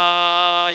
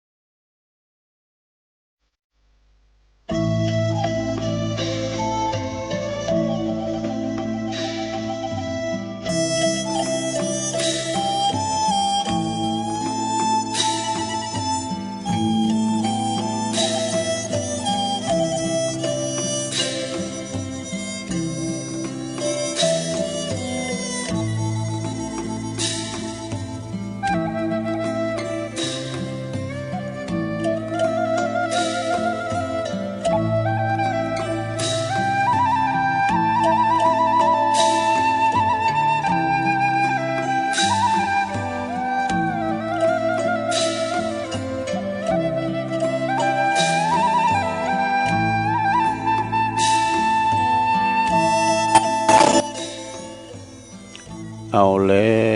วศรัทธาสาธุชนญาติโยมต่างหลายเนาะตัวลุงก็พักเบรกพักครึ่งไปตอนนี้ไม่ดังเหรอดังแล้วเนาะเปิดวิทยุไว้ข้างนอกวะเปิดดังก็ไม่ได้ฟังข้างนอกด้วยวิทยุข้างนอกนะฟังจากแดนดินถิ่นล้านนา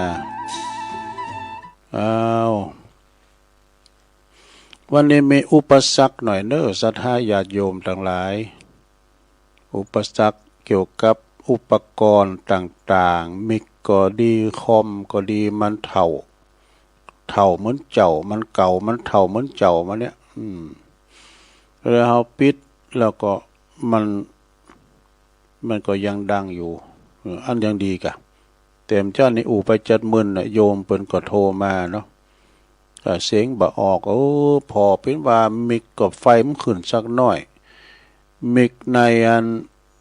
คอมก็บ่ขึ้นเกาโหขย่อนแล้วกับนี่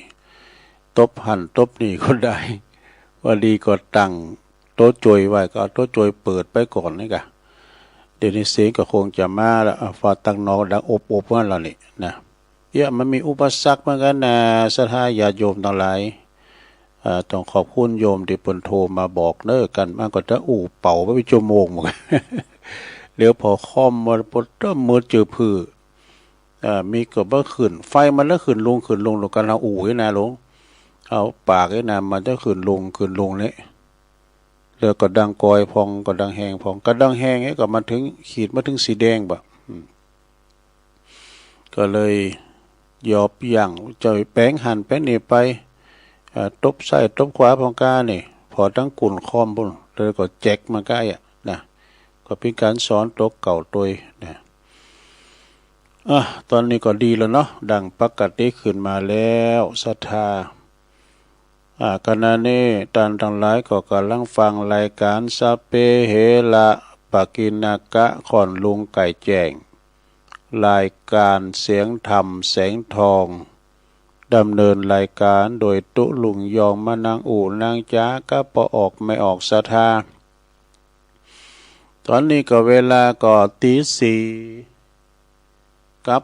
16 นาทีแล้วศรัทธาเวลาก็โว้ยเนาะกันนี้เราก็ฟังกันวันนี้ก็เป็นวันแรกกันเนาะ วันพัดวันผูกวันศุกร์นี่ก็จะเลยแปลงกางกาดีๆเนอะมิกใหม่เป็นมิกเป็นไม้เป็นคอมนะแต่มันก็อุปกรณ์เฮานี่มันเท่าวันนี้เป็นวันพระวันศีลนะเราศรัทธาญาติโยมทั้งหลายตื่นจืนกันขึ้นมาแล้วก็หนึ่งข้าวแฮมกินเนาะเปิ้นว่าทำสำหรับกับข้าวไปวัดไปวานะเพื่อว่าจะได้ ไปใส่บาตรญาติปกกันนี่กะปองก็ไปจับไปตานโคเข่าสิ้นแล้วนี่คุณนักคุณร้ายตัวนะก็มาสิ้นนี่ก็ได้มาถึงตลอดเนาะศรัทธาก็ไปเขาวัดเขาว่าอาบน้ำฟังธรรมกันบางวัดเปิ้นก็เทศธรรมตอนแรงบางวัดเปิ้นก็เทศธรรมตอนเจ้านะแต่ที่วัดพระธาตุด้วยน้อยนี่ก็ตั้งมื้อแรงนี่ก็ยกเลิกมาหลายปีละคุณนอนวัดก็ถึงมีเอาเขามีกระปุกจานนึงกันนะ ก็เลยหลวงพ่อเลยยกเลิกไปเทศธรรมก็เทศมาเจ้าเนี่ยนะศีลแล้วตุลุงก็เทศธรรมอานิสงส์การเข้าวัดสานี่ศีลนี่ก็จะหือตุน้อยเขาเทศธรรมกล่อมผูกเดียวจบมากันแหละนะหลวงพ่อว่าก็คือมันเป็นการที่ว่าประเพณีอาบน้ำฟังธรรมกันนี่กะเทศแรงก็เทศเจ้าเลยตอนดีเจ้าก็เทศน้ำเทศธรรมกันไปแต่ประเดี๋ยวนี้ตุลุงก็กำเอาธรรมมานะวันนั้นก็ไปตัวหลวงพ่อไปสู่มาคารวะทำสามิจิกรรมช่วงฤดูเข้าวัดสาในที่วัดพระสิงห์ก็ซื้อทำมาผูกนึงเมื่อกันนะเปิ้นว่าเปิดประตูสู่สวรรค์ผูกจ้าจะเอามาติดนะอันนี้ก็เป็นทำใหม่นะแต่ว่าเป็นหนังก็ย้ำเรื่องเข้าสู่ห้องใหญ่แล้วนะ เป็นทำมงคลเด้อวันผูกก่อนจ้าเนาะแต่วันนี้เอามรดกทำก่อนเพราะว่าเป็นวันศีลเนี่ยมันเพาะมันปึงเนาะมันเพาะมันปึงก่อนฟังคุณเฒ่าเทศทำเกินลงคุณเฒ่าเทศมาก็กุมะพองเสียงใหญ่เสียงโหลงพองนะมันเหมือนพันน้อยเสียงหยาดย่อยพ่ออาจารย์พระด่านอ้ายแพ่โป่งมารัตนาธรรมกรรม นิปานังเยนากาลังละมังเยนากาสายังปันดิโตตังโนมากังอุติสิตุงธรรมะมุตตมังปัจจังอาลาฐานังกาโลมะ เสียงไม่ค่อยดีแล้วไงฟังไปรับไปเนี่ยไปรับได้อย่าเดี๋ยวลูกหนึ่งเข้าแล้วฟังธรรมก่อนนะโมตัสสะภะคะวะโตอะระหะโตสัมมาสัมพุทธัสสะ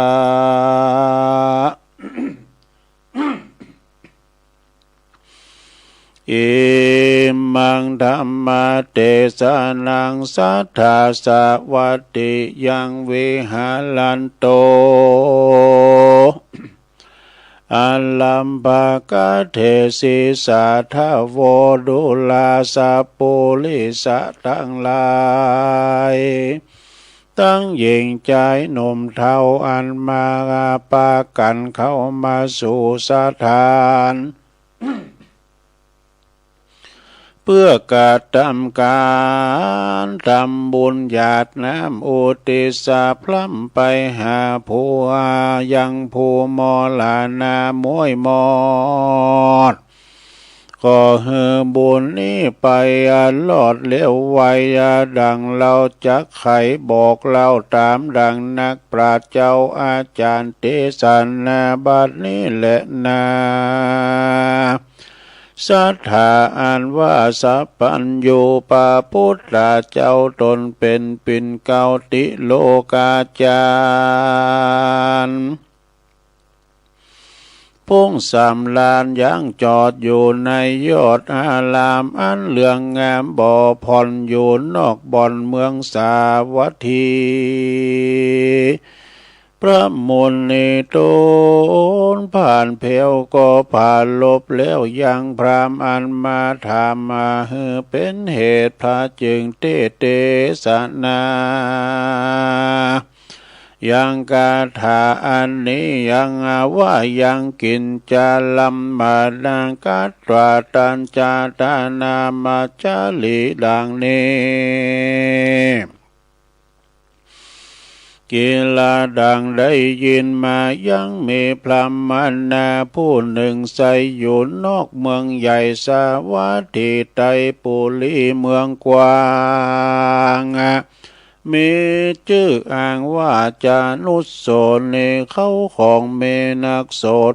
80 โกฏเป็นไม้เมใจภายแผ่กว้างโหมก่อสร้างตั้งตานคือเฮอพิกขาหารใส่บาทแก่เจ้าสินสะอาดบุญมากตาให้แก่คนยากเข็นใจ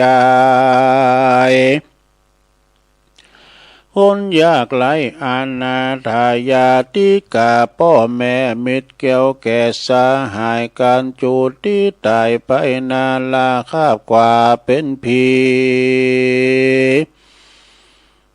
เมใจอันเศรษฐีผู้ใหญ่เมใจไฟกาเนงหายังหมู่วงศาพี่น้องอันตายจากห้องเมืองคนก็มีหันแหละนาเอตัมปานาละติงยังเมในวันหนึ่งยังเมในคืนหนึ่งใส่พรามผู้ใหญ่บุญนานอนใส่ยามาม้อยในภาษาซอยใส่สียามรอยตีคนลุงต้านพรามก็มากึดคุงไปมาการเองหาพระแผ่ยังพ่อแม่ญาติกาอันมอละนาตายจากลาลาพลากเป็นผีว่าพ่องก่อใดกาดำดีไว้ก่อนเตียงบ่อหอนถอยจากกันพรากนาตายไปย่อมจากใดไปเกิดจันฟ้าเลิศไปบนพ่องก่อใดกาตามต้นบ่อดีเป็นมิจฉาทิฏฐิใจหยาบมักกะทำบาปเหลือลายกันว่าเขาตายมวยม้างบาปอ่านเขาได้สร้างก่อจักส่งอยู่เหือบได้เมื่อสู่อาบายจักมีอันใดจะมาจำหมายช่วยกรรมเหือใดลวงล้ำตังผ่านเราเหือตันไปหายังสะเปสัตตาน้อยใหญ่เขาจักใด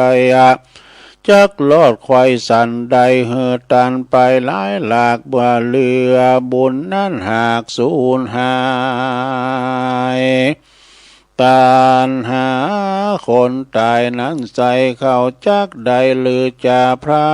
มสั่งการในใจกันอาทิตย์ใส่แจงส่องไปตามจองโลกาพรามก็มาจาบอกกล่าวไขขันเข่าปั้นไม้เฮือคนยิงใจขาใจหาดอกไม้ดวงบานพร้อมต่างพิกขาหารข้าวน้ำวาตูพร่ำปัจจัยเลี้ยวก็ปากันไปมวลหมู่เขาไปสู่วิหารที่พระทันลงยานย่างจอดก็ไวปลาต้นยอดสามตีเลี้ยวถามพระมุนียอดซอยด้วยกรรมจื่นจ้อยปียา ว่าภานาเตภะคะวะคะเดพระพุทธเจ้า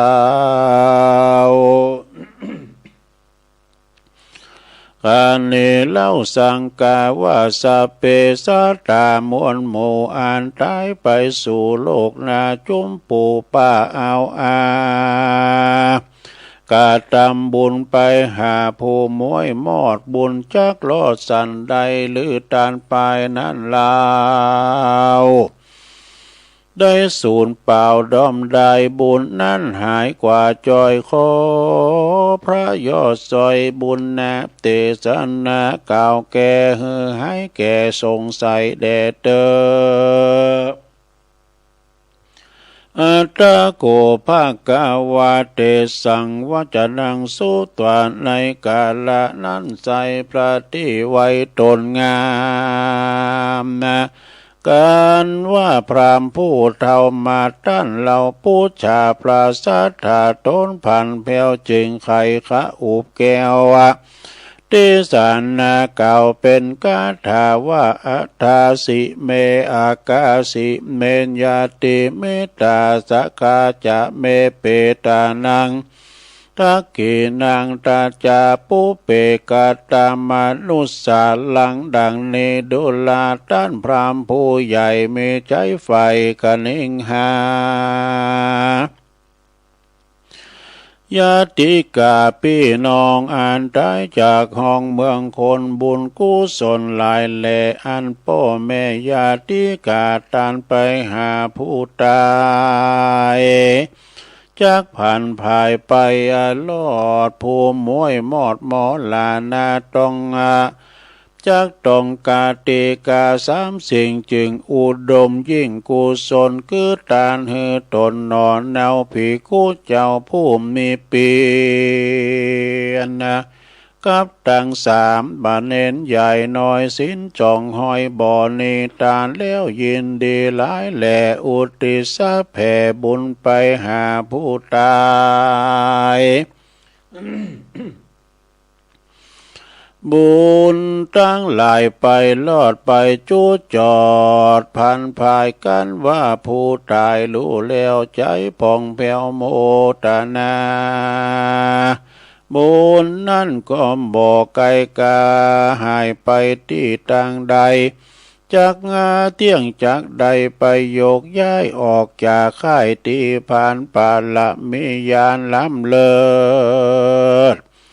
จากใดไปเกิดจันฟ้าบุญแก่กานำไปก็จากใดไปเกิดจันฟ้าเลิศเมืองสวรรค์นั่นแหละนาสเปเปตาอันว่าเป็ดนานามวนหมู่ยาเมื่อเขาอยู่เมืองคนกับกันอากาศตามโทนบ่ดีกายกรรมเมบ่ชอบวาจีกรรมดาตอบล่วงลายมโนกรรมไล่ใจหยาบมาใจบาปบ่สุภาพตามลำบ่เมสินจำกับตนบุญกุศลน้อยใหญ่บ่หอนใดกาตำเที่ยวตั้งดำจะใจก็จากใดไปสู่สาเวยกรรมอยู่ตามเมกรรมเวรนี้เสียงขาดบุญกุศลจึงจักมาปาดต่อตามก็จักนำคืนสู่ในที่อยู่สถานได้สำลานจื่นจ้อยบอดตำก้อยมองขีของได้มีนามวนหมู่อันลาอันมีอยู่โลกาคนหมอลันนากลาพระก็บ่อาจจักหามลากตัวไปเว้นแต่นาโมตานาไม่หยาดนามากันบุญเขามีมากล้ำลวงลายก็จักได้ผ่านภายไปเกิดจันฟ้าเลิศไปบนลือได้เอาต้นไปสู่ที่อยู่ในละปา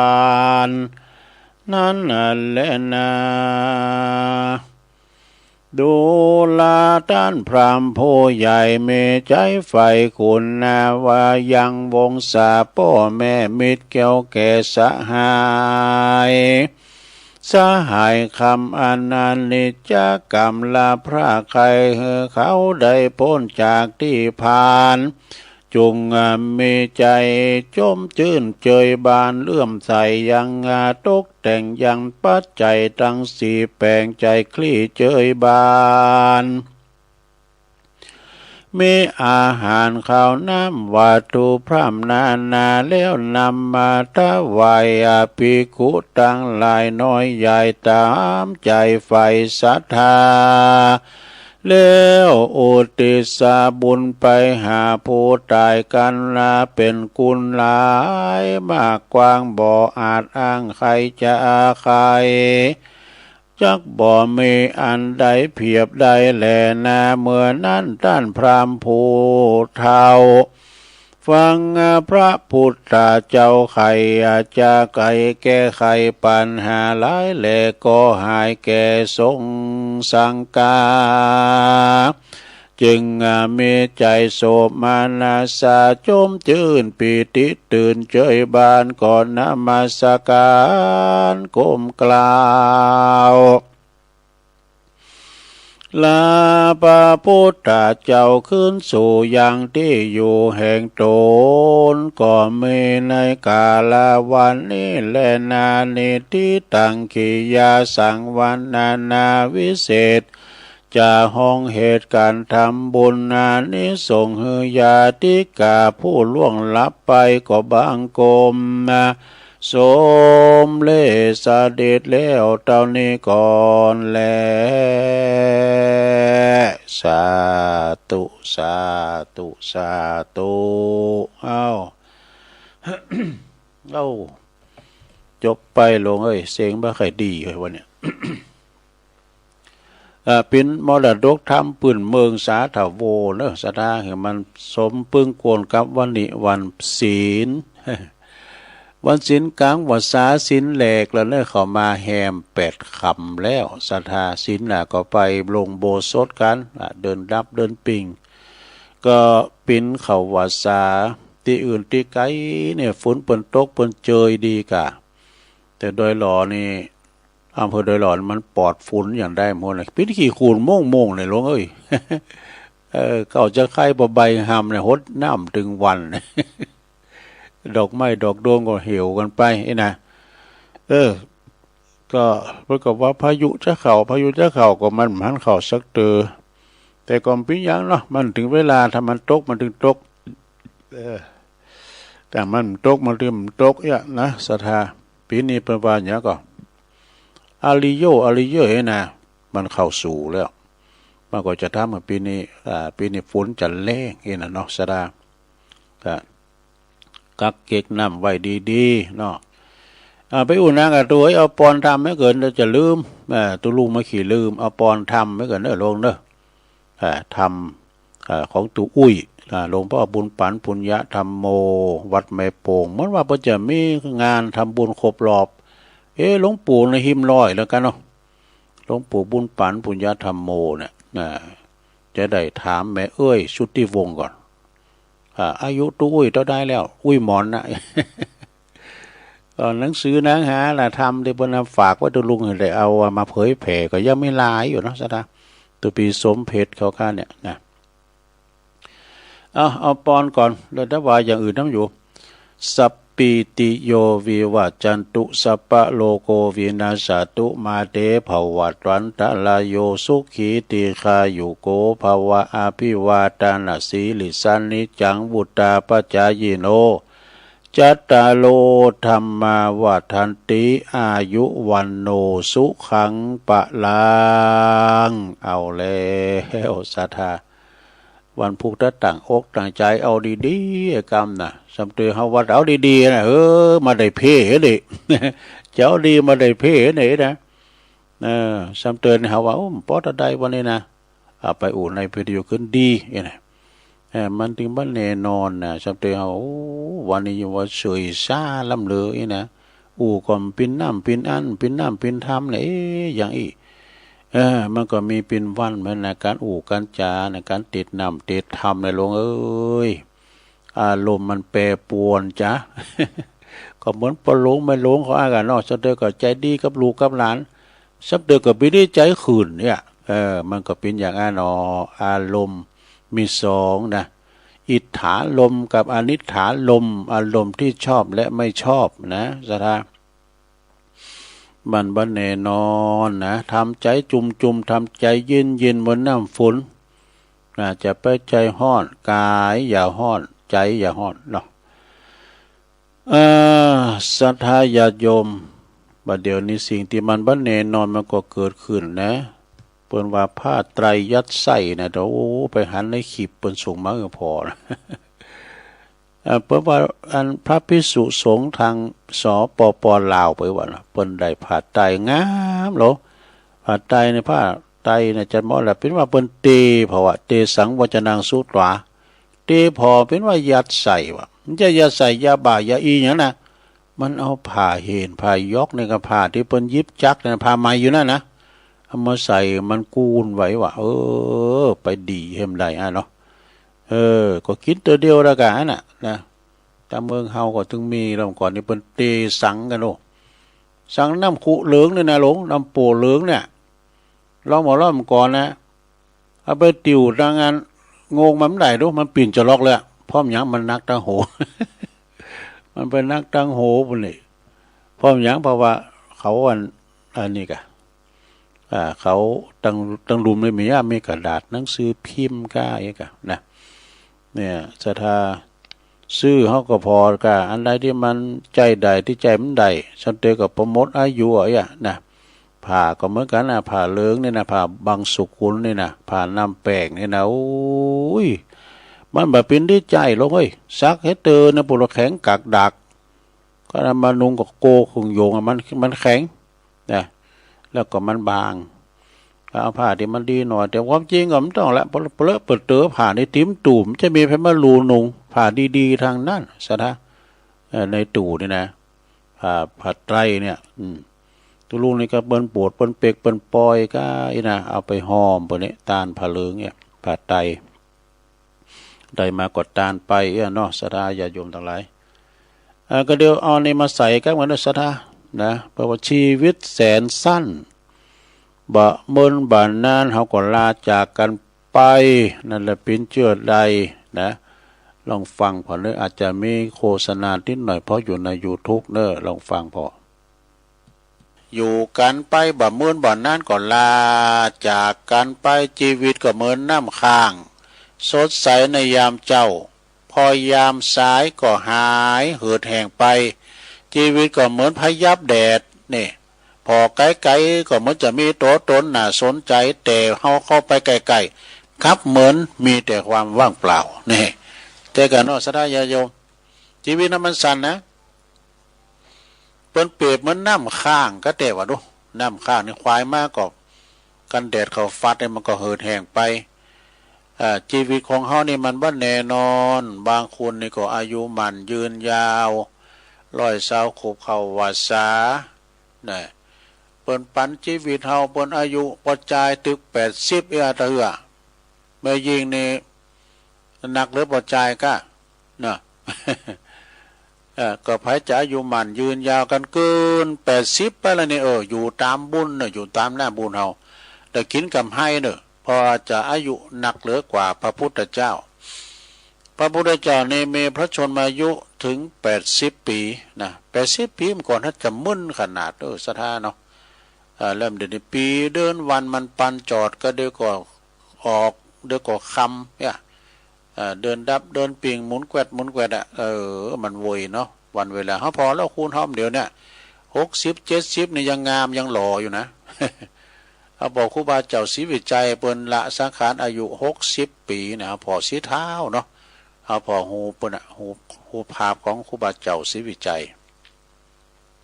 เนี่ยชีวิตเราแสนสั้นนะศรัทธาญาติโยม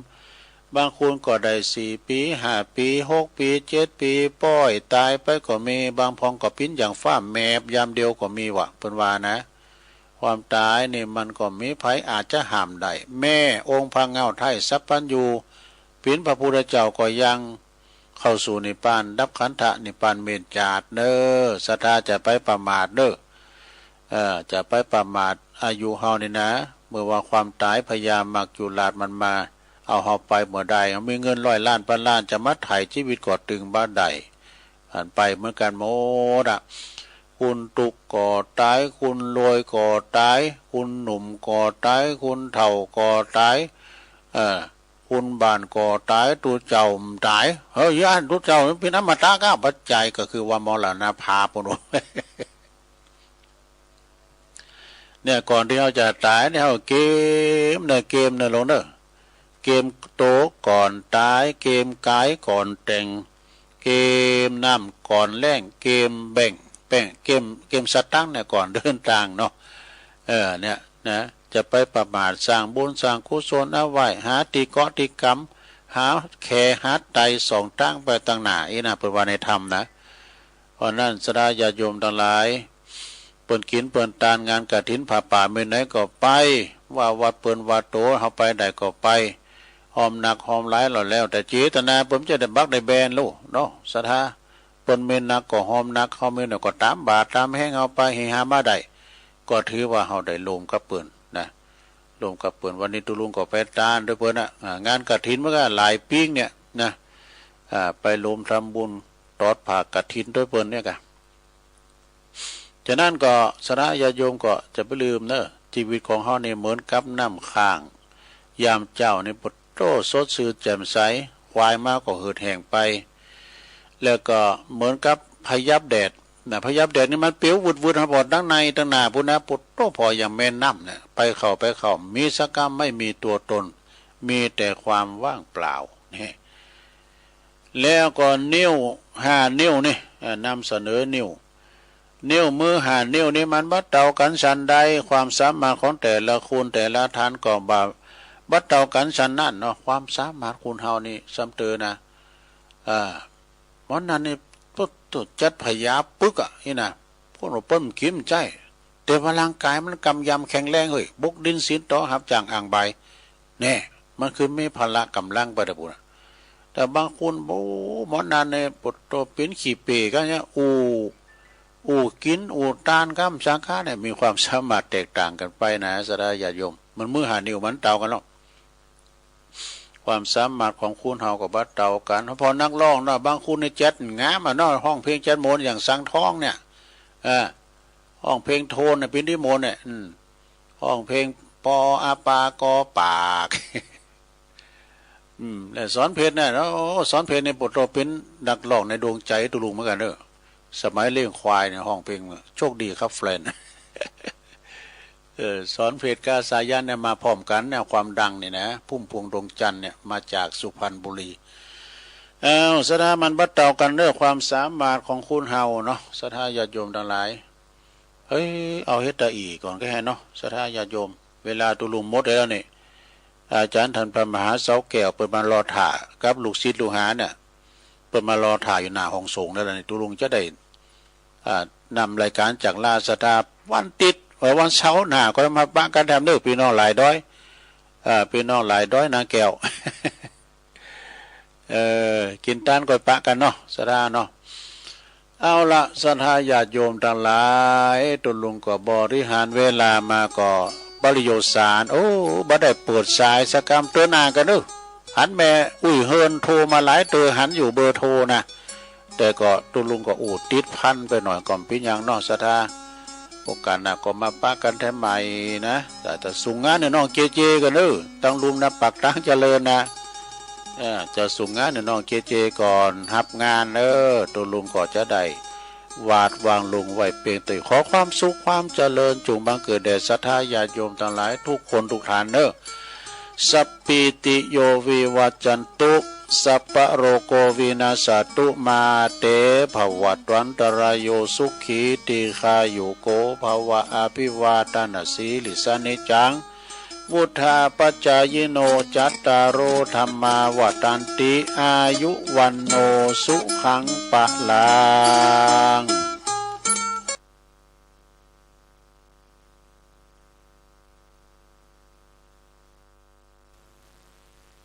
กาแฟผงพรีเมียมไม่ว่าจะเป็นการเลือกเมล็ดหรือการคั่วนะครับมันเลยออกเนียนนุ่มหอมละมุนอย่างมีมิติดื่มง่ายเพราะทุกก้าวเล็กๆล้วนมีความหมายดื่มด่ำทุกความสำเร็จเล็กๆกับ Nescafe Go Freeze ได้